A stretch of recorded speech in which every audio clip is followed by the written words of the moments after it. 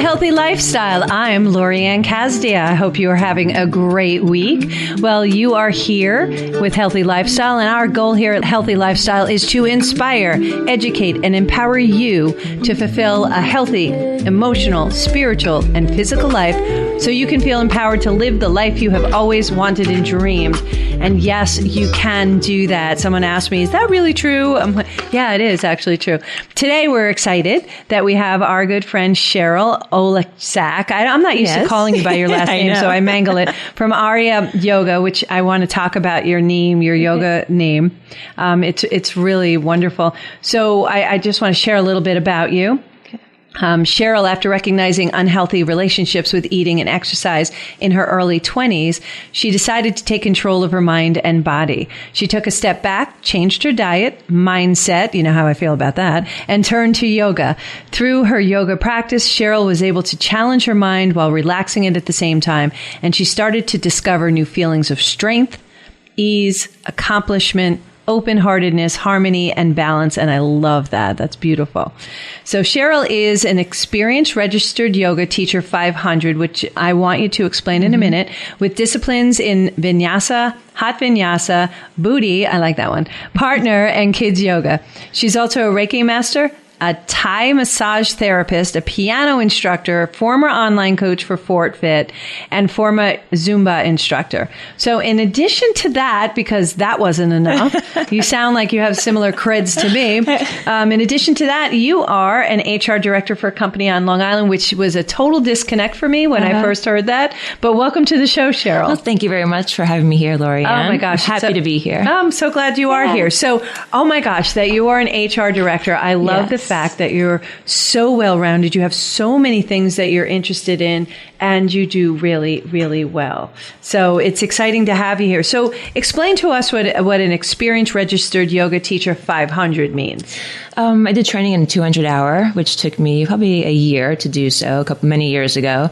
And then I did a 300 hour teaching training. That took me a year or so. And then you just add the two together. So that's the 500 hour. Okay. But the experience is just teaching over 2,000 hours. And I accomplished that a few years ago as well. And it's just teaching in classes, studios, anywhere that you can. And just doing that. And it just continued on. So whether it's experience or not, it's just something how I feel. I love that. And your yoga, it's a studio? It's not a studio. It's your company, it's company name? It's not even a company. It's just I named it. That's who I am, who the yoga practice is. I love the fact that you're a piano teacher and you named it Aria. Yes. So both of my parents were musicians. So when I saw that, I was wondering if it was music related. Is it? Yeah, it is. Aria I play the piano. So Aria is just my favorite piece of music, of combining and finding a balance between the harmony and melody. And I try to do that, finding balance within yourself of your breath, your movement, and spiritually, if you want to take it there as well. Just finding an overall balance with everything in you. I got that. So how did you get started in yoga? I mean, you're an HR director. Yes. And you didn't even start as an HR director, right? No. You started in accounting. Yes. Go figure. I wanted to be an accountant in high school, and that changed after I was in the accounting society in a CUNY school in the city. And then I said in senior year, this is not for me. My whole staff, we decided this isn't for us. So we changed to HR. It was the thought of I'm a people person is true, but you can't say that when you go on interviews and stuff. It was so cliche, but that's me. And that's what I like to do. So that's how I turned into HR. I continued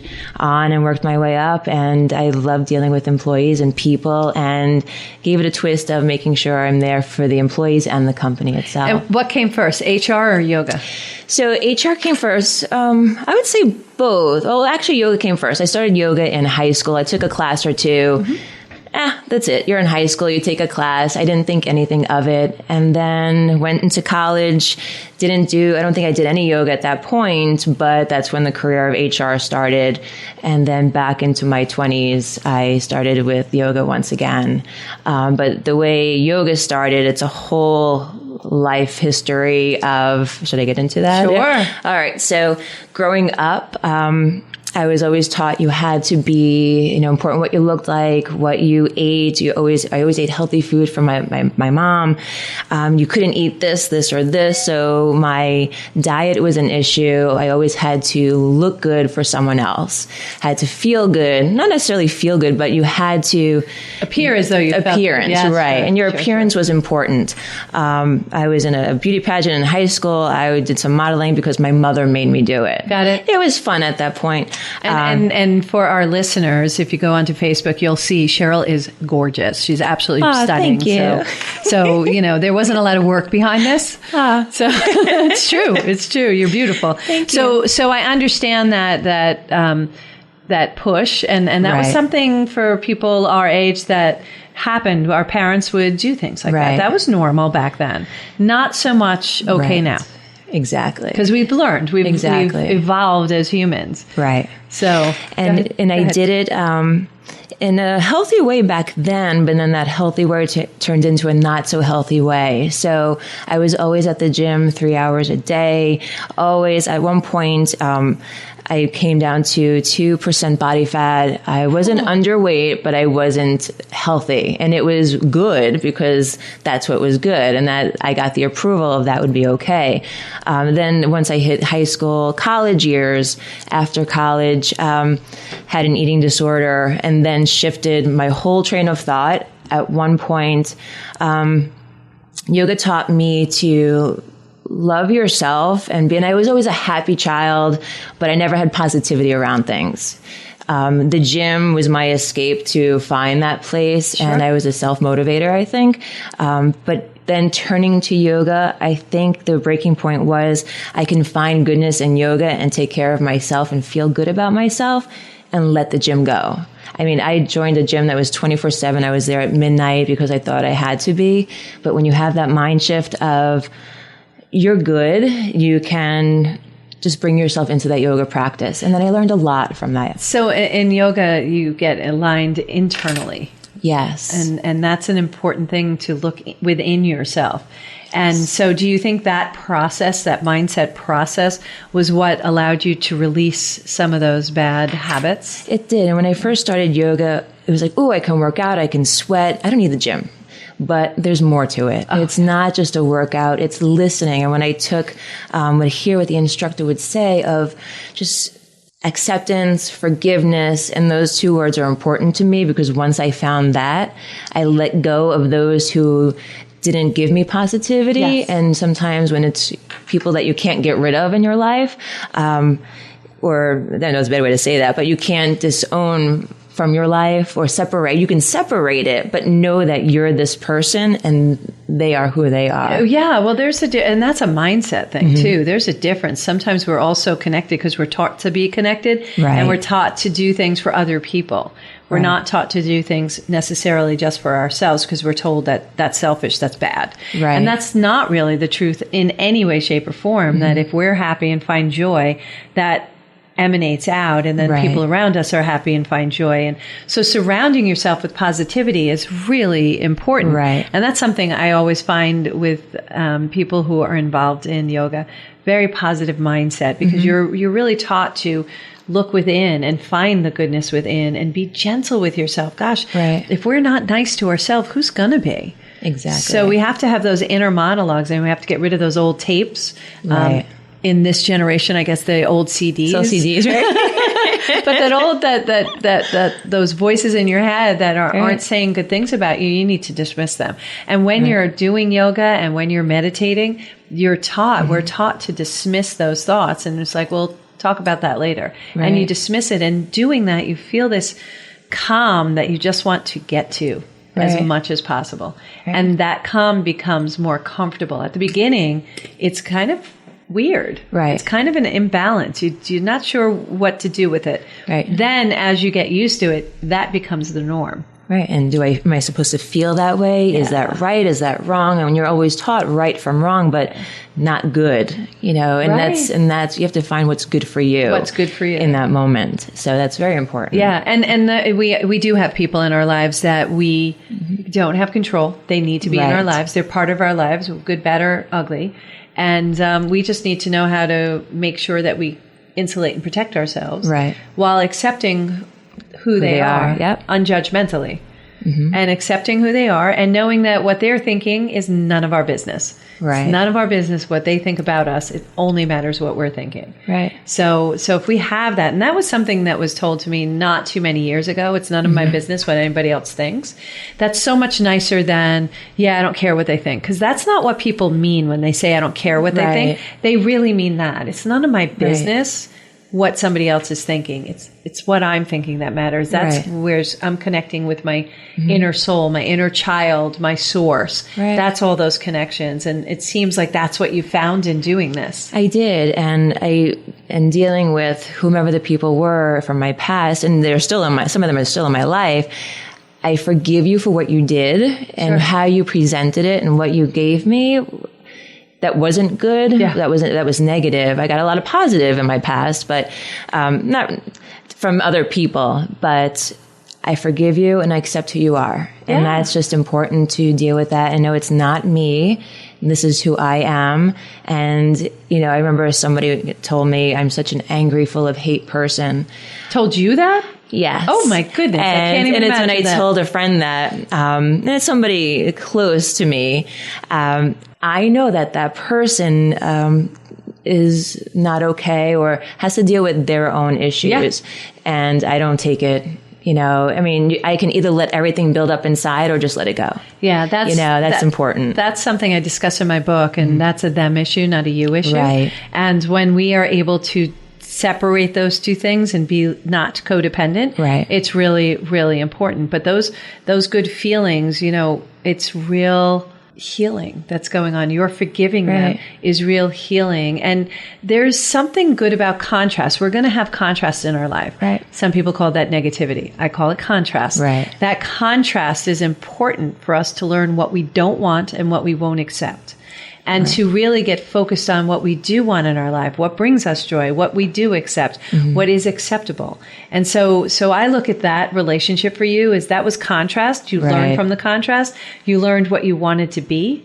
And you are who you are as a result. So that's where the forgiveness comes in too. Exactly. Is like, although I don't really want to interact with you anymore, I definitely forgive you and I appreciate what you taught me. Right. And I think those are important lessons, don't you? Yeah. And I love that word contrast. I'm going to use that from now on instead of negativity. But that's true. We all need a little bit of everything in our life. Yeah. We can't get rid of, all the things that aren't good. Those are challenges. Those are obstacles. And that's what gets us to where we are here. Yeah. I mean, there's still challenges going on now, but we make do and we do our best to stay in the moment, here and now, and just be present. That's what we have to do. We were just talking about that, being present. It's not easy to do, and you have to really focus on it. Yeah. And I say it on the show a lot of times, is that you should have good habits. You should change your habits. Habits can be changed. It takes 21 days to build a habit and 90 days to build a lifestyle. Right. So you can change if you want to, if you see it. And I find it interesting because you had a similar process to an extent that I did, is as you went through life, you just got these little indicators. And then finally one day, those indicators started to come together. It's like, I remember when I had that thought. I remember when I noticed something. I remember these, and suddenly they come together and you're really a different person as a result of recognizing what the universe is putting right in front of us. And it takes time. And it's not just a shift that happens overnight, but you have to realize what you want and what you don't want. Yeah. And I don't want that from the past. I don't want that from the past, but this is what we are doing now. But I am so appreciative of those opportunities of contrast. Oh yeah. I'm so appreciative of it because I am who I am today as a result of my past. So I wouldn't, somebody says, well, if you could change anything in the past, what would it be? And I would be like, well, no, I don't want to change anything in my past because I am who I am today.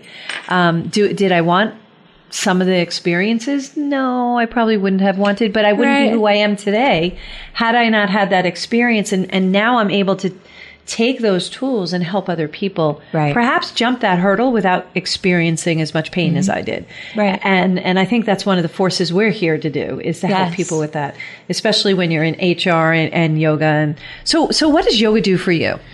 For me, one of the things it does, like I said, it brings in acceptance and forgiveness. So that helps me. But also it just brings in sharing with other people what I know and what I have learned, I guess you could say. I'm not here. I don't like to say I'm teaching you. I mean, I'm guiding you through a practice, and it's what you get out of it. When I do my own practice, I'm in my own world. I'm in my own zone, and it's just focusing on my breath, because nobody's perfect and life isn't perfect. So for my own practice, I have to let everything else go that's around and just be on the mat in that moment, because my mind is all over the place. I need to focus. And when I do, it's when you find that clarity of just breathing and staying there. So that's what my practice does. But then when I'm teaching it, it's giving my knowledge and my movement and my words, and it's whatever you get out of it. And when I see at the end of that, someone smiles and says, "Oh my gosh, you did this for me. You made me feel this way," or you're crying. I'm like, I don't want to make you cry, but what they're feeling is their feeling. And that's what when I hear someone say a word or two in my practice, tears of joy or tears of relief. And that's like, you just feel so open now, and you're just letting go. So it could be one word I say or one movement. I just want you to feel good. I want you to find what makes you feel good in your practice, to take that out into the world. Well said. Well, really well said. It's true. When I'm doing my Kundalini, I'm really in my moment, and it's entirely different when I'm teaching, because now it's their moment. Right. And to be able to disseminate that information and help people learn from that and learn about themselves. Right. And just learn to accept you as you are, because we come with everything factory installed. Everything we need for our whole lifetime, we come factory installed. And you said something interesting. You said the word perfect. Just imagine how boring the world would be if it was perfect. What would we learn? And we're here to learn and to serve one another. So what would we learn if the world was perfect? So it's not. Exactly. We're not. Right. But we learn to accept that. And as long as we're growing, we're doing exactly what we're supposed to do. Exactly. And you have to grow. And I mean, learning is growth. And that's what you have to do every day. Yeah. And every day you evolve into something different. I mean, and it doesn't have to be a big shift of being different. It's just you're molding into, your own potential. You really should, you go deep down, and some people don't want to go deep down and to be like, oh, this is what I'm feeling or doing, but you do it, you know, and it's when you do it, it's like, it's that way of just releasing and just letting go of what you're holding on to. It is. It's really joyous. And it does. Sometimes it brings tears of joy. Right. And sometimes it gives tears of relief. Right. And the energy, you could just feel it. And that's why you'll see people like floating out of yoga classes. That's how I always depict it, is I watch people coming out of classes, and they almost are floating, and there's this like, this harmony and this kindness, and it's just pure love in the room. And that's what we're supposed to be here for. Yeah. Pure love, for joy. Find those people. And when we come back, I want to talk about being in alignment with other people and allowing people to drop off like you did. I'll have to share a story that a dear friend of mine shared with me, crabs in a bucket, really quick. Are you familiar with crabs in a bucket? Oh, crabs in a bucket. So you ever notice crabs in a bucket, you never have to cover them because they just stay in the bottom and they kind of climb on top of each other. Yeah. And then every once in a while you have this one aggressive little crab who's like, I'm climbing out, and climbs on top of everybody and reaching for the top of the bucket and is about to grab onto the top of the bucket to pull themselves out. And another crab below them just grabs its other leg and pulls them down. Crabs, I know, it's so sad. It's a good visual though. So the crabs in the bucket, what that philosophy is there will always be people who don't want to see you succeed or to move on to that next plateau. And it doesn't mean you're better or we're better or less than anybody else. It's just we're at a different plateau. And we have an option when we go there. You'll see people from this level, the crabs in the bucket, they kind of fly away. They kind of dissolve into the past, and they don't stay around. And there's a reason, because you're not in alignment with each other anymore. Right. So if you were in alignment, you could reach down and help them up. But if you got to be careful when you reach down, you don't want to slide back down. Right. So there's the teeter, and that becomes, you have to really enjoy the people you're surrounded with. And once you are surrounded with the people at that next plateau, those people aren't desirable in your life anymore, like the person that you were mentioning. Right. Although they're in your life in a different capacity. Yes. And they don't affect your being on a daily basis. They don't affect you the same way they used to. Right. Crabs in a bucket, you're on a different plateau. Yeah. So, and then we always are constantly reaching up to just be better and better and better. And so, and you'll just see people just come into your life. They wave in and they wave out, almost like an ocean. Yeah. They'll wave in and you'll have all these new people who have similar, and you'll start attracting people with the same thoughts and similar concepts and feelings in life. It's amazing, isn't it? It is. It's great. Yeah. And then you just feel great, you know. It really is. You are listening to Healthy Lifestyle. I'm Lori Anne Casdia. We are here with Sheryl from ariayoga.com, and we're going to take a little break, but we will be right back.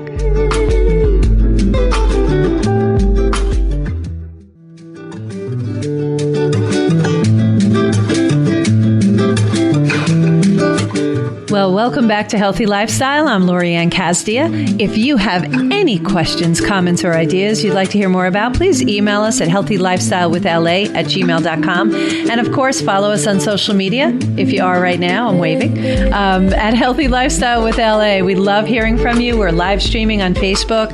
So come see us, come visit us, watch our shows. We have great guests, and they're all actually very beautiful people inside and out, and I love it. So we're here with Sheryl from ariayoga.com and having a great conversation about how doing things like yoga in your life and balancing and just really respecting yourself and being kind to yourself is so important. I love having these kind of conversations because this is something that has really resonated with me over the last few years and trying to spread that information out there. So when I met you and I was just like, oh, you're just a bundle of energy and positivity. Yes. I loved it so much. So what type of yoga do you teach? I teach hot Vinyasa, regular Vinyasa, a little bit of everything, partner yoga, kids yoga, senior yoga, chair yoga, anything that I can do to help others, basically. It's just something that the important thing that I've heard, a lot of people don't like to teach beginners, I will say, because a lot of instructors want to teach advanced students. And to me, and when everybody wants to teach what they like, and that's great. Sure. I like to teach all levels because, someone from a beginner, because that advances them to... You watch the growth. Right, watch them grow. Yeah. Exactly. And yes, it takes more time and more attention and patience. I'm not saying that other instructors don't have that, but it depends what you like to do. Yeah. What's your niche of, direction of what you want to go in teaching. To me, I'm like, give it to me all. I like all teaching, all levels, all, types of people. And as long as you like you're going willing, on a journey with them, right? Right. Yeah. As long as you like to learn, it's funny when people say, I can't do yoga because I'm not flexible. That's what everybody always says. Yes. But that's why you do it. And not so much for the flexibility, but it's for your mind too. It's for your well-being mentally, since there's so much going on. And making a commitment to yourself and doing that. And It's not easy. It takes a lot of strength to do it, and you build up the strength. And I remember the first time I went to do yoga, oh my gosh, I was just dripping wet within like 5 minutes. Right. It was just like pouring off of me to hold the positions and then thinking about what I was supposed to be thinking about. But what it did do was it shut everything else down. Right. I was in the presence. And it's a similar thing that Kundalini, which is more of a meditative. It's not as yoga is. It's not that physical movement. There is physical movement. Thankfully, I talk with my hands, so it works really well with Kundalini. I'm like, all right, let me move my hands. Yeah. It's okay. Facebook people are used to me like yakking with my hands. But yeah, the strength that you build and the form that you put your body in, and it's really non-competitive in any way, shape, or form, but with yourself. And that's where the connection with yourself is. There's no competition with yourself. It's just trying to push yourself a little further and challenging yourself a little further. And while you're doing that, connecting with your inner being and your source. Right. And also what's important is not forcing yourself. A lot of people do a pose and they push themselves because the person next to them is doing it. Everyone is in their own body. You have to do what works for you. You don't want to hurt yourself. And I like to give, if it's an all levels class, which nowadays basically that's what we have, modifications and variations. Sure. To guide you and help you. If you're advanced, you know where to take it. If you're not, just be on your mat. Don't worry about it. Be in the moment and just do it. This is your practice. I usually say to my clients that I'm mentoring is keep your eyes on your own paper. It doesn't matter what your neighbors are doing. It doesn't matter what you see down the road or on the internet. Just keep your eyes on your own paper, because what you're doing is brilliant and you're meant to do that. And there's plenty of room for everybody.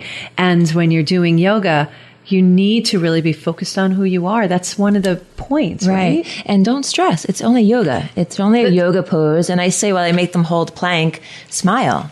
What's coming to your mind while you're holding plank? You can hold plank with your knees down too, but why stress over this pose? It will be over soon. Not worrying about, just like anything off the mat, it's only temporary, and celebrate however long you were able to hold the pose. That's such a great celebration. And I say with kindness, and I smile. I'm like, you just hold plank and smile. That's it. It makes it easier in a way, I guess. Not really, but it makes you think it's easier. It does. It definitely makes it seem a lot more excitable, right? And joyous. And that's what it should be. Can you mention a moment in teaching that just stands out to you? Yes. Total setup on that one. Yeah. So I used to teach at a daycare for seniors. It was 45-minute class to an hour, and that was their escape during the day, was to take a class. And a lot of them had broken a hip, or they were all seated, and just seeing the smile on their face, because a lot of them didn't have much movement. But I would go in there with my tie-dye, my pink hair, and just make them smile. And that would be what touched me. I would then shake hands with everyone at the end and just touch them in a way, in their heart, and in my heart, it would be more or less that. Yeah.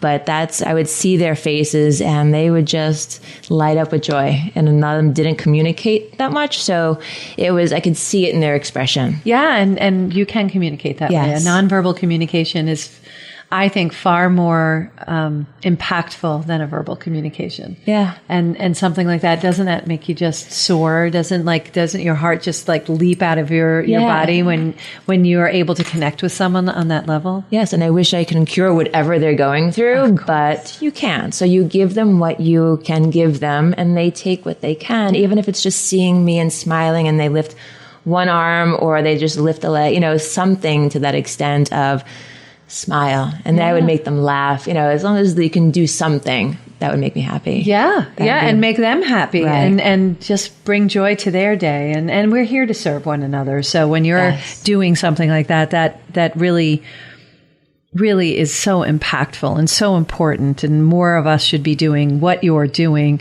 amongst all the other things that you do. So what inspires you? What motivates you to share what you know regarding positivity, wellness, yoga, piano? The list goes on. Yeah, I know. I would say, basically, I know how it makes me feel. I know how playing the piano makes me feel, how doing yoga makes me feel. It makes me feel great. It makes me feel, in so many ways, just alive. And that's what I want to share with others. And what inspires me too, to add that in there, is when I travel and explore the world. Can't right now, but I mean, you can still do that in different ways. Yeah. I'm hiking at a new place. Nature lately has been, and has always been, just an inspiration of life. You step outside, it's life. And that's what you need to bring for yourself. And that's one thing, and I love that you said that. That's one thing I noticed too when we were locked down here in New York, and I looked outside and it just seemed like there were more birds. And I saw more animals and I saw more critters in my backyard. And suddenly, not that they weren't always there, but it just seemed like there was so much more abundance, and the plants were flourishing even more. And it just seemed like the earth was repairing itself while we were in a holding pattern. And I just paused and thought, wow, in 3 months, the difference outside was magnificent.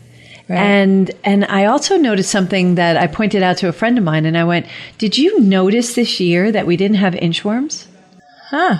And I don't know why, but we didn't. We didn't have that part where we had all the inchworms dropping down. Right. And I was just like, well, why was that so different? Why did that change? And my trees seem taller and the leaves seem bigger, or I'm being more aware. Right. Which is it? I'm not sure. And right. I'm pretty aware and very in touch with nature, but it just seems different. It seems like the world is healthier, meaning the earth. Right. Not necessarily us as humans. We're trying, but we're also in a transitional standpoint where we're all elevating, or the people who are paying attention are elevating. Oh, yeah. Because the universe definitely handed us a huge notice of how we're all alike. Right. And I know I've said it on the radio before, but look at how everybody was equally impacted across the world. Everywhere. And to even add to that, by us changing a couple of things, I think we had to slow down because being so busy, maybe we weren't aware of the sound of the bird or the different types of bird that I see in my yard now, and the fox, the random fox that comes in. So little things, I'm like, wow. You know, you're now aware of this because you have not so much, I have all this free time, but I think it just opens up your senses of the awareness of what we do have around, what we take sometimes maybe for granted, the natural stuff that's out there that is for us. Yeah, without a doubt. And more bluebirds, more red robins around me, and owls. I know. It was like, so I was like, oh, that's gorgeous. And what are you doing in my property? You know? I know. So it's really exciting. And I love watching that. It's an awakening. It's an awakening. And if you're catching on and you're rolling with us, you're going to be part of this awakening. And that shift, it's a beautiful thing. Yeah. So I'm a big proponent, which you must be too, based on your background, big proponent of change. Change is a good thing and not to be feared. It's uncomfortable, but it's okay to be uncomfortable. Matter of fact, I push people gently to be uncomfortable, because if you're sitting there in a comfy couch, you're not being the best you could be. Exactly. But if you're growing and learning and a little uncomfortable, then you're going to grow into the person you're meant to be. You're going to do that anyway. It's just, do you want to do it easily or difficult? You know, is it going to be a difficult transition, or is it going to be an easy transition? So I like that easier, gentler transition. So I try to listen to the messages. Do you find yourself and accepting that transition? Accepting what's the next step, and just welcoming it the best that you can. I don't say with open arms, but open-mindedness, and just being able to see what comes next without stressing. Now, you formed Strength and Serenity. What is it exactly, and how did it come about? Yeah, so my friend who teaches Pilates in the city, I know the city itself is challenging right now as well. So I've known her for a good 18, 20 years. So a couple of years ago, we said, why don't we do this together? So we all of a sudden, she's Strength, I'm Serenity. It took time to formulate this, but we've been doing retreats together for 4 years now. Nice. And it's bringing maybe city people, Long Island people together, or Pilates students and yoga students together, because we have students who say, I've never taken Pilates, I've never taken yoga. But you need the two and work together, because you're strengthening, but you're also working with your mind and body on the other end of things. And we teach similarly of, I don't know, just that connection that we have and what we love to do. We're passionate about what we do. So we've just come together. We do classes that we just stumbled upon, Strength and Serenity classes, where we tag team each other. We don't know what's coming up next. We just kind of say, go, your turn. And it just goes with the flow. It shifts. But we had a retreat last week where we brought some people together, and it was just really a great connection of people. We've had to adjust some things. We do everything accordingly to these new rules and regulations. But we were in Puerto Rico in March. We came home March 15th, just when the start of all this happened. But we were there and we heard there's no toilet paper, there's no food, but we stayed connected in Puerto Rico. We were in Rincon, and things were just starting to shut down there. But I said, either we're going to stress over what's there in New York, or we stay present where we are now. And it was really a great way of having the start of that being together, of being positive, and then having that shift once we came back. But we've come together to do that, and we feel that we're strong about how we present that to others. And we just want them to feel good. We want you to take yourself out of your daily routine to bring yourself into something that might give you a shift, as that word shift again, of finding something that works for you, that's healthy. How do you stay so positive? It's gorgeous. I love it. It's intoxicating, and you can't help but be positive and smile. And that aura of yours is just, you could feel your energy. You're definitely a light leader, without a doubt, a light leader. So how do you stay so positive?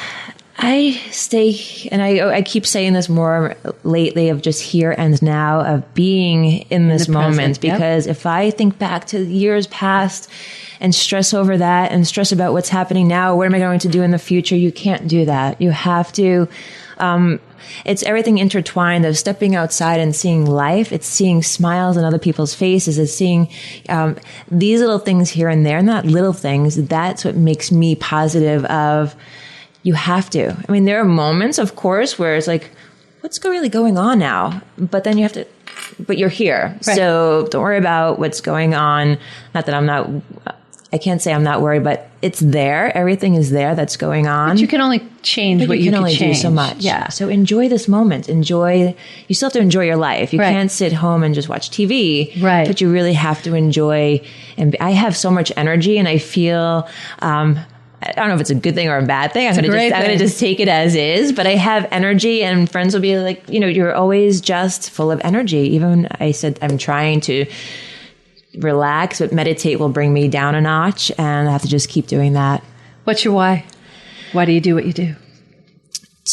All the things that you do. All the things I do is to make a change in others, and to make a change in life, just to share. I think I want to just help others and be here for others if needed, whether it's moral support, a shoulder to lean on, just to help and be. I've learned you can't change someone's life by actually physically changing them. They have to want to make that change themselves and take that first step into doing things. So whether it's jumping into a yoga class, or whether it's just listening to words of kindness or acts of kindness and doing that, I just want to share that with others. I love it. That's beautiful. And that goes back to the two things we're here to do, learn and serve one another. Right. And you're doing that on a very substantial basis, between being an HR director and your ariayoga.com and being a massage therapist and a Reiki Master. And are you a distant Reiki Master as well? Yes. Oh, I can do that too. So neat. And I just want I'll give you energy from a distance, close, whatever. I can feel you vibrate very, very, your vibration is very elevated. Oh, thank you. Yeah, I can actually feel your presence. It's so cool. So how does somebody get in touch with you? They can email me at Sheryl, that's SHERYL, at ariayoga.com. And they can find me also on Facebook or Instagram at Aria Yoga Sheryl. That's great. That's great. I'm just so happy you're here. Thank you. In the last few minutes, and thank you again for joining us here on Healthy Lifestyle. Glad to be here. In the last few minutes, if you could tell our listeners, and you can right now, anything that you would want to tell them, what would that be? My thing is, I used to say live life to the fullest, but I've added on to that to say be happy, be free, and be yourself. Because if you aren't those, and it's hard to just be happy. How do you do that? But be yourself. Don't change for others. Change for you if you need to.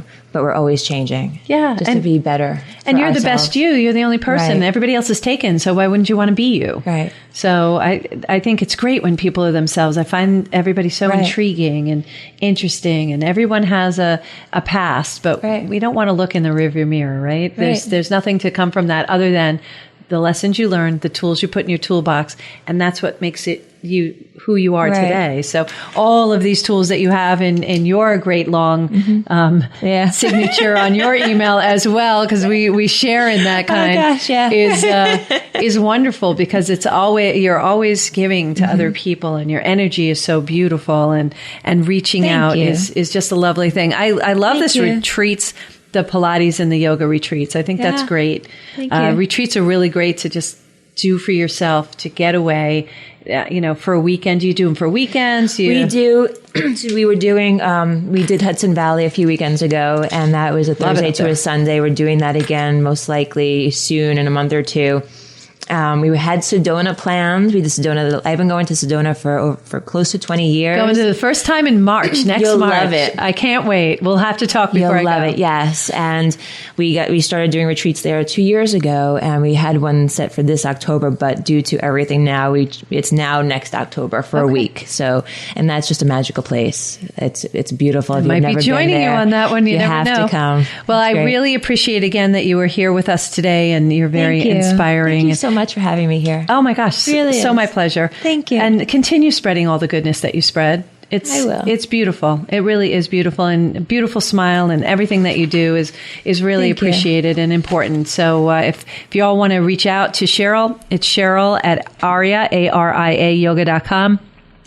As always, you can get the information online. We always have that information. In the meantime, thank you all for joining us today on Healthy Lifestyle. My heart is always lifted by sharing this time with you. Again, I want to thank my guest, Sheryl. I want to thank our great producer, Michael, who is just chowing down on a nice sandwich right now, and I'm loving it. And I want to remind you, we are here to serve one another. So please take a moment, step out of your day, and do a little something for someone else. I think that's really important. And remember, do something for yourself. It only takes 21 days to build a habit, 90 days to build a new lifestyle. So you can start with one little habit and you will see such a difference and joy in your life. In the meantime, until next time, thank you for joining us on Healthy Lifestyle. Until next time, play a higher role, serve a higher purpose, show up for you, and show up big.